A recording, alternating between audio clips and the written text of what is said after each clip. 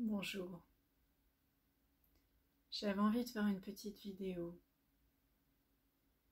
simplement partager quelque chose, ce que j'ai sur le cœur avec vous. Je considère que je suis une personne dont la mission est d'ouvrir les esprits, mais peut-être que ce serait plus juste de dire d'ouvrir les consciences. Si vous regardez dans mes vidéos précédentes, il y a une explication de ce qu'est la conscience pour moi, comment je l'explique. C'est pas juste pour moi, évidemment, c'est pas quelque chose que j'ai comme ça inventé, c'est plutôt quelque chose qui est transmis dans l'univers du yoga, de la spiritualité, à partir des Védas, du Vedanta. C'est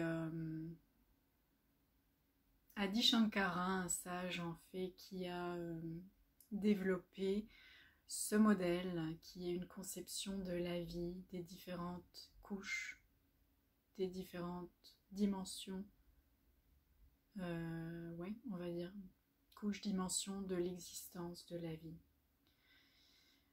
Donc, en ce qui me concerne, ça me rejoint beaucoup. La conscience, c'est un peu mon dada, on va dire ça comme ça.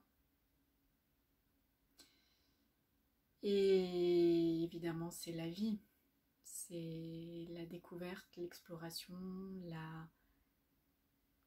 l'apprentissage par l'expérience. Alors, certains par d'éveil des consciences.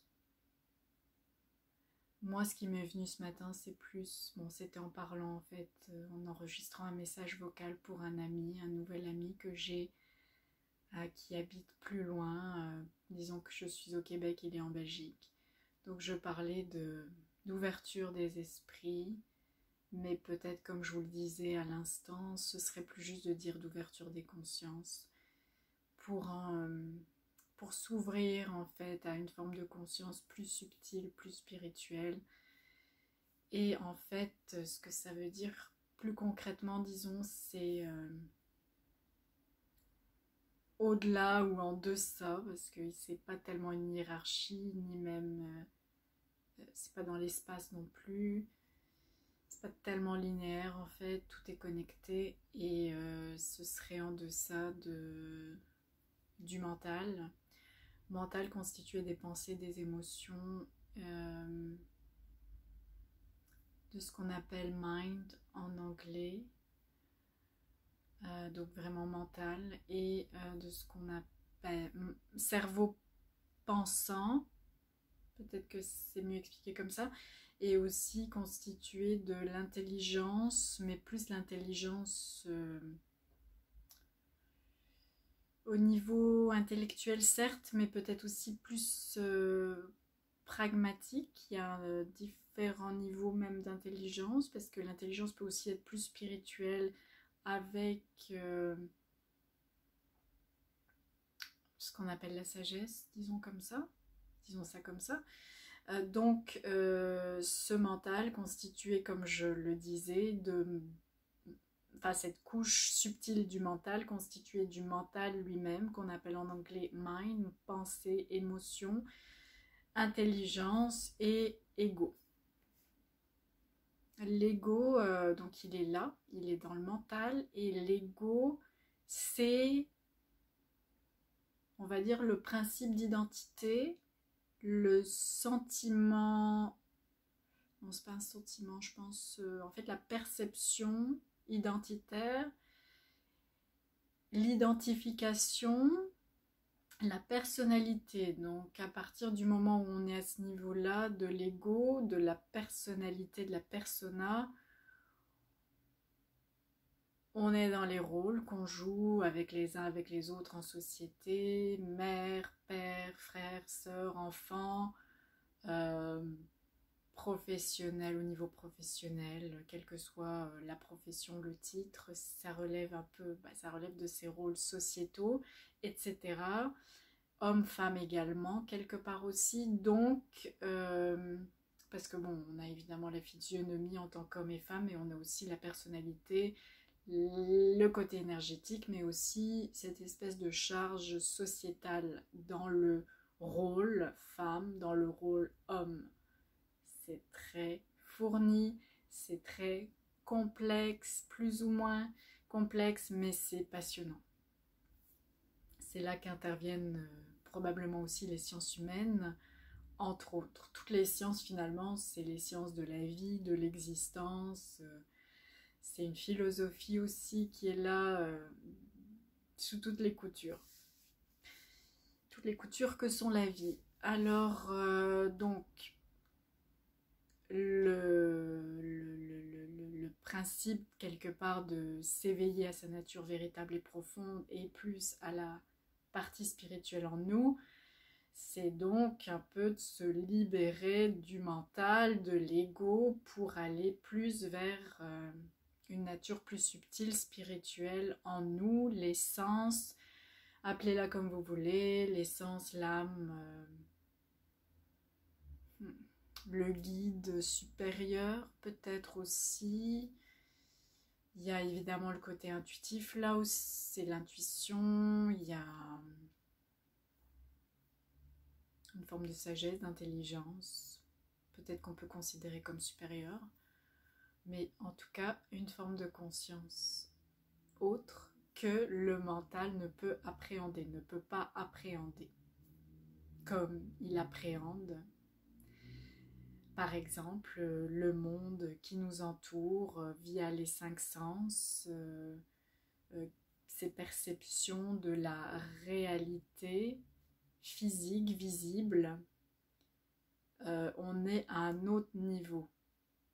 Ok, peut-être que là vous pouvez aussi voir quantique versus non quantique, physique mécanique versus mécanique quantique. Enfin écoutez, c'est un peu beaucoup de choses que je dis là, c'est des choses qui me viennent, c'est spontané. Hein. Souvent j'ai dit que je faisais des vidéos improvisées, mais là je préfère le terme spontané. J'ai envie de communiquer quelque chose, de transmettre. Donc moi voilà, en gros, c'est ma mission, ça se rapproche, c'est associé en fait à la mission de guide spirituel. Pourquoi? Donc en tant que coach aussi, faut-il le préciser. Pourquoi? Parce que je pense que pour s'élever et pour être soi-même et pour être bien, s'accepter et connecter à soi-même, à sa mission, il faut se libérer quelque part de ses pensées limitantes, de ses limitations intérieures, de ce qu'on s'impose à soi-même souvent, plus que l'extérieur nous impose à nous. C'est souvent soi-même qui s'imposons les chaînes. Disons ça comme ça. Il y a mon chat qui est à côté de moi et je perçois une petite odeur un peu distrayante. Donc, avoir une autre perspective sur les choses, sur soi-même, s'accueillir tel qu'on est, s'accepter, connecter à sa mission de vie, son essence, s'ouvrir et accueillir, en fait, être dans l'expansion, et ne plus être ici, être dans le cœur, l'ouverture du cœur, l'ouverture de l'esprit, de ce qu'il y a de plus grand, en tout cas de plus subtil, spirituel en nous, que le mental, être aussi avec le corps. Pourquoi je vous dis ça? Parce qu'on est énormément dans le mental, on est énormément dans les pensées, des pensées inutiles, des pensées qui se répètent de jour en jour et qui nous limitent constamment. Donc de connecter à cette essence, à cette part plus spirituelle et à sa mission, de la redécouvrir, d'avoir un énoncé, une affirmation de mission pour la vivre éventuellement, comme on dit au Québec, ça c'est très québécois, pour la vivre en fait, finalement, pour arriver à la vivre, c'est ça le but pour moi, c'est d'accompagner les personnes à vivre ce que j'ai moi-même vécu en fait. D'une part se libérer, d'autre part s'aligner. crois que je vais pas commencer à aller dans les détails et à dire ok, il faut d'abord les deux vont ensemble, se libérer et s'aligner, ça va ensemble. Je pense que ça irait un peu loin dans l'analyse et c'est pas pertinent et c'est pas nécessaire. Je vous invite juste à comprendre ça. Que quelqu'un qui va reconnecter à soi, au soi, avec un grand S majuscule,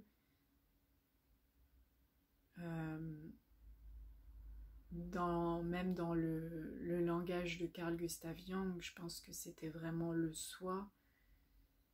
Dans la psychanalyse, on a le moi, on a le soi, on a... Enfin, peu importe exactement les mots, les termes. Cette essence, on n'est pas... on est quand même dans l'échelle de Maslow à un niveau plus élevé que la survie, les besoins fondamentaux, physiques, comblés et même émotionnels. On est constamment en train de prendre conscience, d'être conscient, si on peut dire, dans le sens où cette conscience qui est toujours là, cette conscience plus subtile, cette forme plus subtile de vie qui est toujours là, qui est impalpable, qui nous entoure malgré tout, qui est énergie, qui est probablement, donc comme en physique quantique, électron, onde, et peut-être même encore au-delà. Enfin, je veux dire, l'univers, il est quand même toujours là, même si on ne le voit pas avec nos yeux. Pareil pour l'air, l'oxygène et les éléments chimiques et autres. Donc finalement, enfin c'est ça, même les atomes et même encore plus petits que les atomes, il y aurait plein de choses à dire. Mais tout ça pour dire qu'en étant conscient de cette part de nous qui est éveillée, qui est vivante, on y met notre attention, donc elle n'a plus besoin d'attirer notre attention. Toutes ces parts de nous sont connectées, sont attended. En fait, on prend soin de chaque part, de toutes les parts de soi, du soi, et on s'ouvre à ce qui est plus grand. Parce que tout est connecté, ça c'est très spirituel.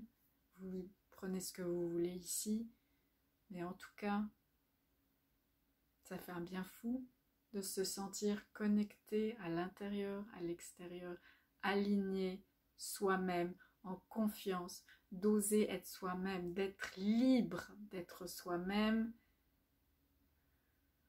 en toute simplicité. Et on partage ça avec les autres. Il n'y a rien de plus beau selon moi. Il n'y a rien de... Il n'y a aucun cadeau plus grand que celui-là. Donc juste pour en revenir à moi et à ma mission, je me rends compte que là où je suis, je me sens à mon meilleur. C'est évidemment dans l'échange, le partage, mais c'est aussi d'apporter quelque chose à l'autre, de donner de moi-même, de faire plaisir, sans attente, no strings attached, pas d'attente, pas librement et sans rien attendre en retour, faire plaisir et même divertir, éduquer probablement, évidemment, c'est normal étant donné que je suis aussi dans l'enseignement de l'Ayurveda, de la méditation, accompagner peut-être, mais je ne veux pas non plus être prétentieuse pour dire que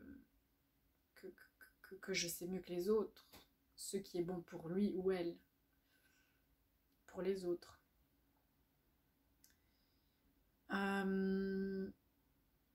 Être au niveau du cœur et être au niveau plus spirituel finalement et de l'âme.